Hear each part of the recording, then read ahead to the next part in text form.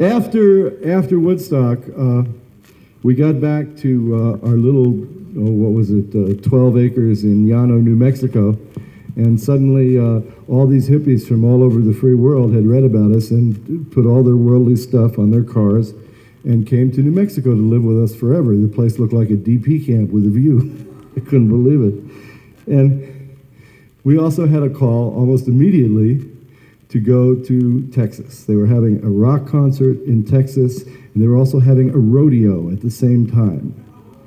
This is the Texas Pop Festival, and people were camped out at Lake Dallas. Cowboys were cruising through the hippie camping area with ropes with whale hooks attached to them, trying to snag freaks in sleeping bags. That's how it was. So we got on a bus that wasn't even ours, 2 buses, and drove to Texas. And I remember, God, it was like Palm Sunday or something. There was this incredible light that just went between Woodstock and Altamont. There was this blinding light, and we were driving in the buses through it. And we'd drive through these little towns, and people would cheer and wave Time magazine editorials that said how beautiful we all were.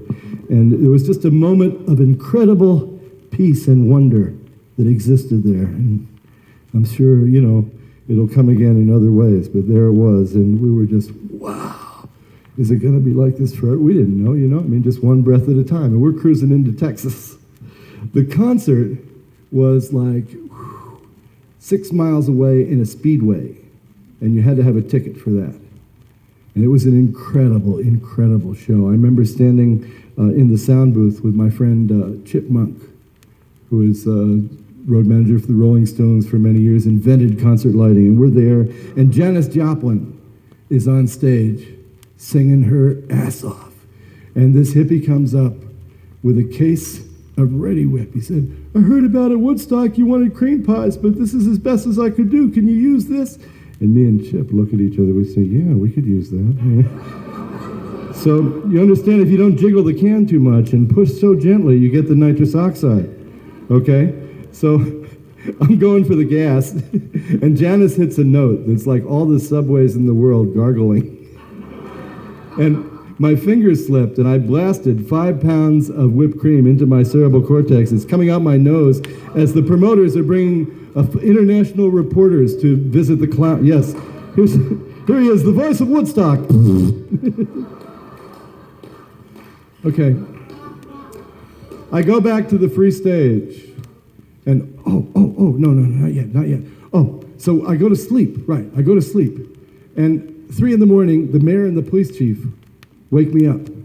They said, the Job daughters have gone nuts. They can't handle the skinny dipping. They're going to call the National Guard. Now, you people showed the world at Woodstock that you could police yourselves. And you could just feel it coming, honey, thick and disgusting. I said, well, we could try, but how about a truckload of watermelon for the free kitchen, and you got to let me use your boat? Because, I just imagine all these skinny dippers being skewered by the National Guard floundering on the beach, So I figured we'd take a shot, okay? So the police chief reaches in his pocket begrudgingly and gives me the key to his outboard motorboat. So you know that they are really panicked, okay? So I throw him to Peter White Rabbit, who is an old salt, who grabs this cop hat, a white plastic cop hat, and then we have one of those suckers with a red light on the top of it, on the cop hat, and I've got on a Mae West and Tom Mix hat, and we hit the surf, and I see the first naked person, I jump in the water, ahoy nudo! The guy, what? Well, the Job starters have freaked out. If you want to stay high, you got to put your pants on. Can you dig it? Well, I guess so. Well, go tell him over there and tell him to tell somebody else. And we're going along. Ahoy, nudo! Ahoy, nudo! Until finally, oh, God, my throat is like a raw hamburger, and the sun is setting a lazy peach. But I am so smug. I says to Peter, well, Peter, there's not a bare ass in sight. It looks like we've done it. That moment, here come a naked water skier with a heart on. I'm not kidding. Follow that son of a bitch! Around the lake, around the lake, around the lake, till we run out of gas and laughed and laughed and laughed.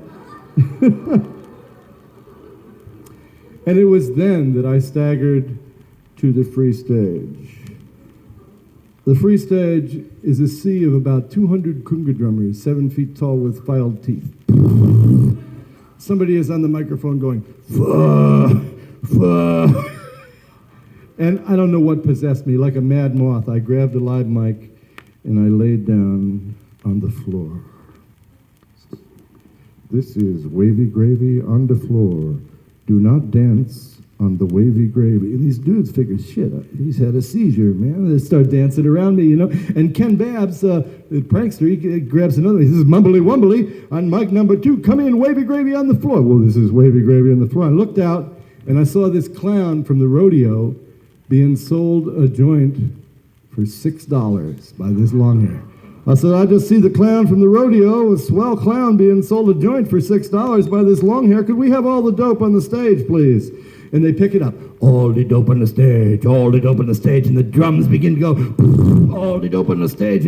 After a while, I looked down, there's a whole pile of dope there. I said, well, if 6 people say you roll shit good, come on up and roll. Otherwise, stay put and we'll get to you. And there's a huge pile of dope. Dude stripped, rolling dope, one-handed, tossing it out to the audience. This big cloud of smoke goes up over Texas, you understand.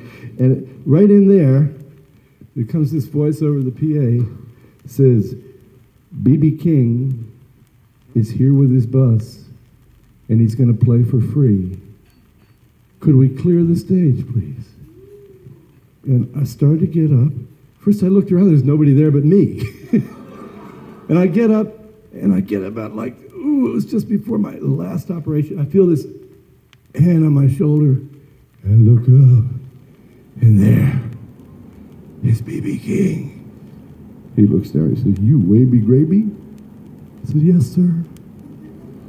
He said, well, Wavy Gravy, we can work around you.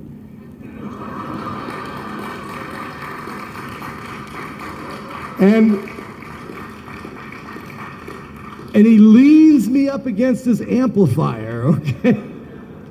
He pulls out his guitar named Lucille, and from out of the wings comes Johnny Winter, and it's black, and it's white, and it's blue. Celestial Jelly, some of the Lord's own jam. And it was everybody's reward for picking up the trash and putting on their pants, and a tiny tip of Texas went to heaven. Yeah.